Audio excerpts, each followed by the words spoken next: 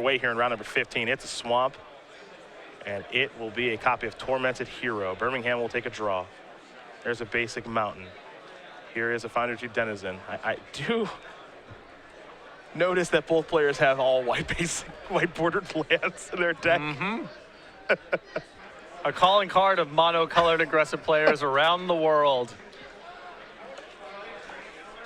What's your favorite set? Revised. What's your favorite set? 8th edition. Indeed.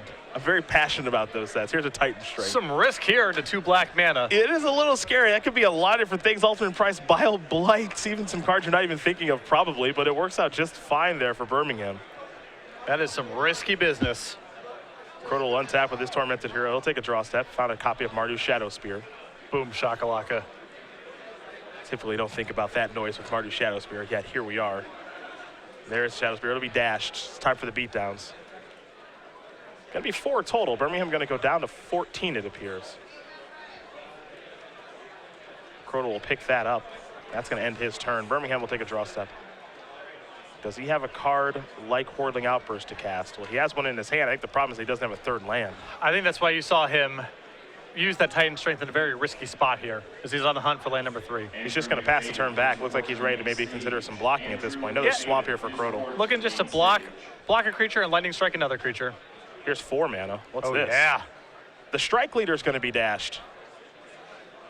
Bobby's going to want to take a look at that, but he's just going to point and click his removal spell that way. Yeah, do not let him attack with that thing. Yeah. There's Lightning Strike to take care of the Strike Leader.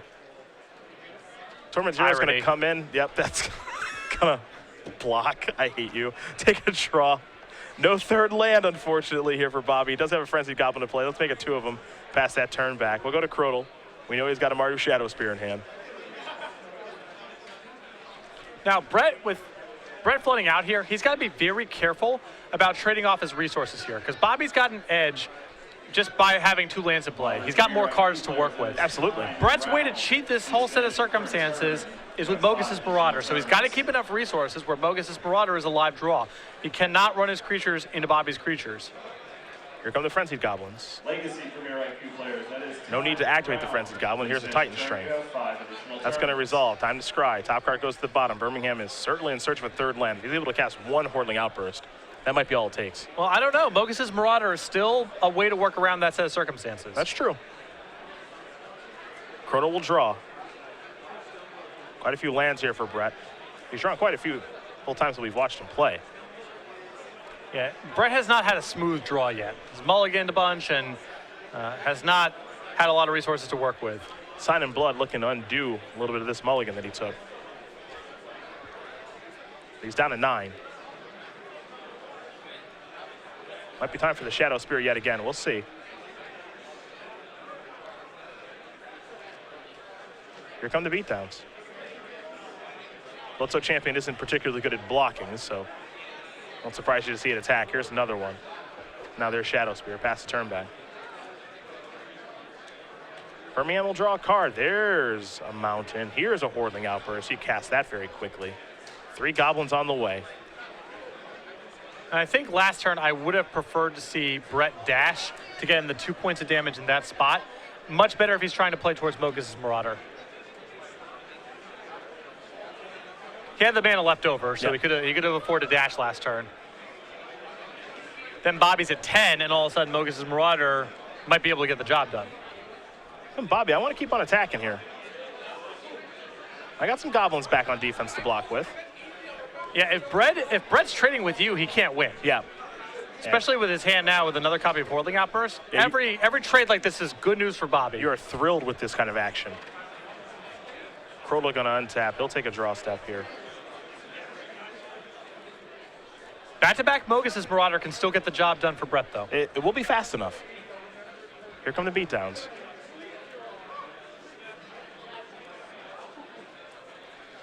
See, if I'm Bobby here, because again, and we talked about this the last time we watched Brett play, I don't really know what I'm playing at, so I'm like a little scared.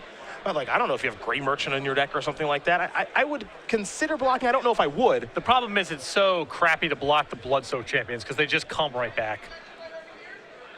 If it was any other creature in the deck, I agree with you. Here's a land. There's a Hordeling Outburst. 3 more goblins on the way. Might be Obelisk of Erd time. 5 and 6. There is Obelisk. Goblins are going to get +2/+2 now.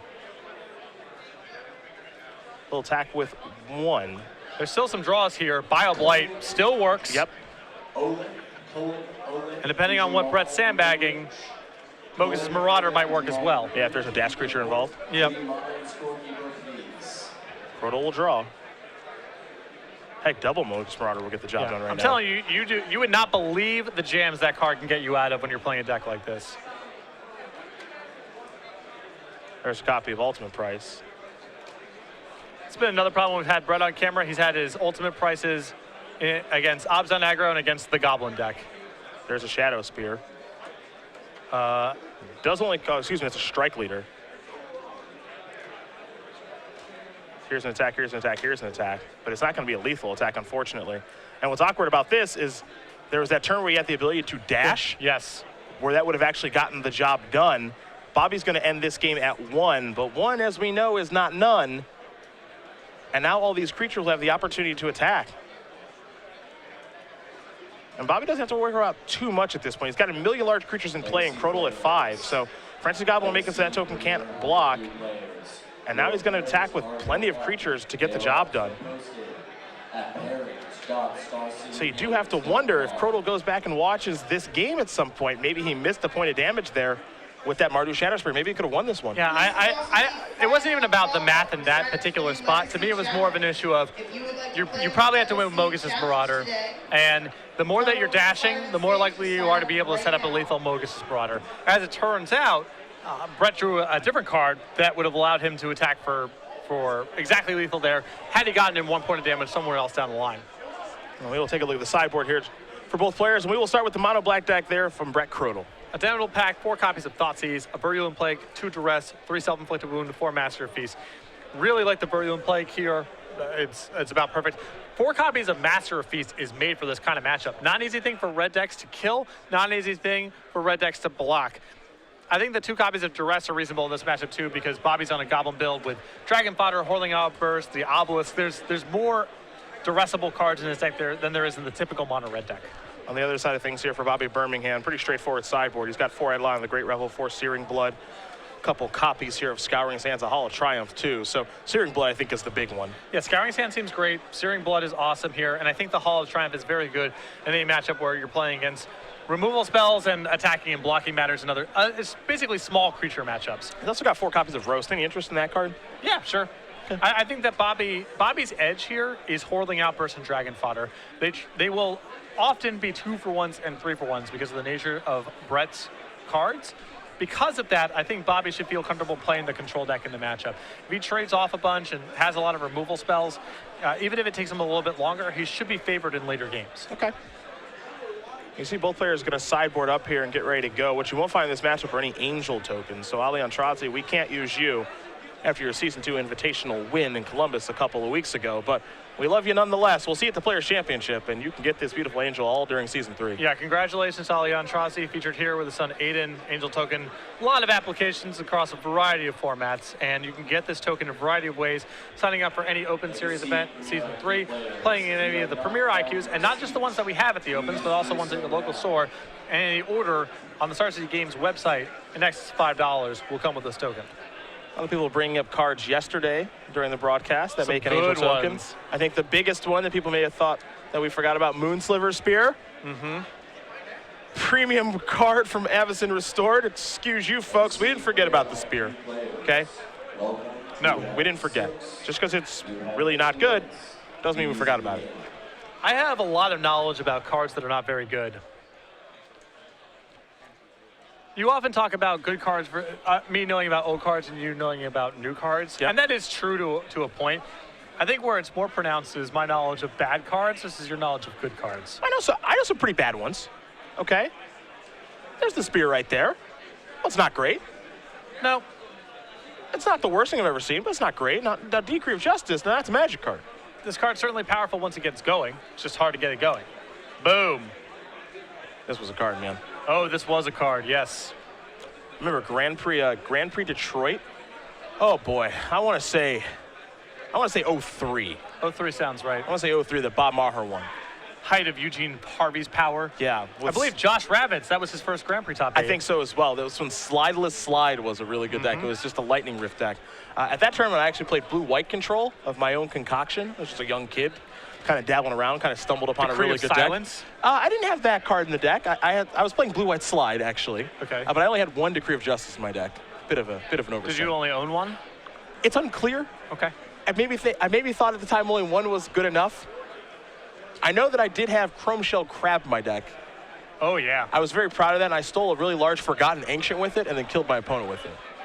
Really happy about that. Your opponent was definitely playing to win if they had Forgotten Ancient in their deck in that format. Absolutely. Really powerful against Astral Slide. Sorry, whoever that is, if you happen to be listening right now, but your deck was bad. Look, I got to take it, and it was awesome. Those were the days. It was a different time. But Decree of Justice was really good. Bananas. Yeah, really good in that format. And it was just really good in its standard format, too. That card was just a really, really good card. I don't know how well that card would hold up in Modern Magic. I think it would be fine. But a function of that card being powerful was creatures stunk and counter spells were really awesome. And an uncounterable way to generate a bunch of tokens at instant speed was perfect for that place and time in Magic's history. Yes, it was. Cycling Decree of Justice was a sheer delight. Yeah. Both players are going to take a look at their hand. They're happy. Here's a Swamp. There's a Mardu Shadow Spear. We go to Birmingham. He's got a 1-drop. It's a Foundry Street Denizen. To Krodel will go. Here's an attack. 2 damage going to be dealt. Bobby, no interest in blocking. There's a land. What's the follow-up going to be? It's a Bloodsheen Rager. Yeah. Bobby going to take a look. We can do the same. No blocking for a little while. Menace. It does have Menace, yes. The new keyword. When Bloodsheen Rager attacks, each warrior you control can't be blocked this turn except by 2 or more creatures. And Bloodsheen Rager, well, it's a warrior. Combo. Indeed. Self-contained combo. The combo is the text box and the type line. You know what that is? Good deck building. Good deck design also. Yep. It's a lot of good things. Where am I going to find my warriors? Oh, this is a warrior. Sweet. Might be time for a Dragon Fodder. There's also a Searing Blood in hand, too. Searing Blood's going to take care of the Rager. And I think I like this play a lot from Bobby. Just defense, defense, defense. I actually would probably hang back and try to block with the Foundry Street Denizen this turn. I probably would have blocked on turn 1. Yeah, I'm not looking to race. Yeah. Bobby's draws are so much better than Brett's. Here's the attack. It's tough because you get used to playing mono red, you get used to playing a particular way.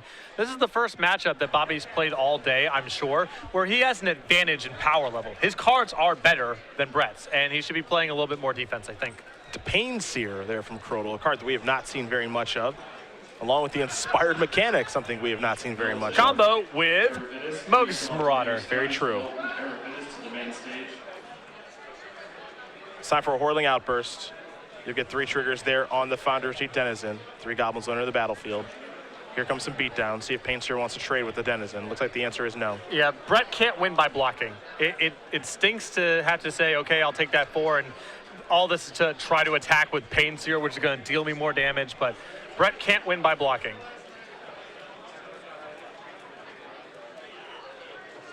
Looks like it's time for a Duress. Obelisk Verd, 2 Goblin Rabble Masters, and a Dragon Fodder. I think he has to take Obelisk Verd, but he's in trouble anyway. Yep, I mean, all those spells represent 1 spell a turn, and Obelisk is a way of doing 2 spells in a turn. It's also very powerful in the spot. There is a Swamp. Let's see what the follow-up is here for Krodel. It's a Mogus Marauder. That'll allow for a bunch of damage to come across here, and we might get a Pain Seer activation next turn, but I don't know if it's going to be enough. Here come the beatdowns. Pain Seer going to come 2. Total 6. But listen, he's got to keep attacking. You find one of your 2 power creatures and another Mogus' Marauder between your Pain Seer and your draw step. Boom. You go to game 3. Birmingham down to 10. Krodel at 12. Birmingham does have 2 Rabble Masters in hand. And Mogus' Marauder is the cause for pause. Now Bobby knows that Brett can work his way out of spots like this. Thing is you can't really do anything about Mogus' Marauder, so you just have to keep bringing the pedal to the metal. Yes, he's just got to put as much power to play and attack for as much as possible. Yeah. So in this turn, for example, I actually like casting Rebel Master if you can. Yep. And all this really goes back to Bobby electing not to block early on in the game with the Foundry Denizen. I know the Foundry Denizen has done a lot of damage, but you see Bobby's hand is so powerful. If Bobby loses the game, it's likely to be with spells left in his hand that he never got a chance to deploy. Pretty healthy attack there. See what Krodel's able to draw. It's a copy of Sign in Blood, not exactly what the doctor ordered. Now he'll draw a card.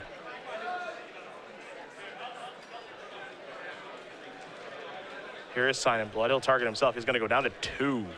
He still has Virulent Plague, 1 copy as a draw. That would be a really good draw. Bioblight as well. Also a good draw. He's not out of it just yet.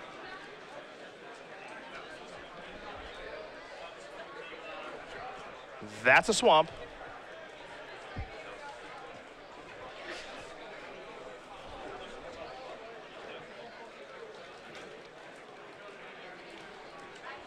You see the look. I think he might know that he might be out of this now. He's got a couple really important cards in this spot. All he can do is pass the turn back. If he's not attacking, I think, unfortunately, for Brett, he's probably not winning. And there's actually a lethal lightning strike that was drawn by Bobby. There's a copy of Ultimate Price to go after the Rabble Master before combat.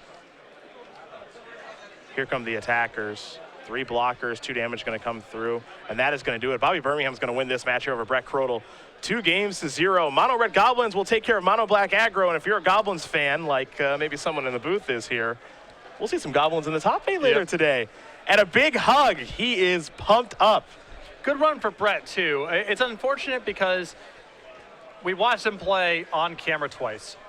We watched him kind of get beat up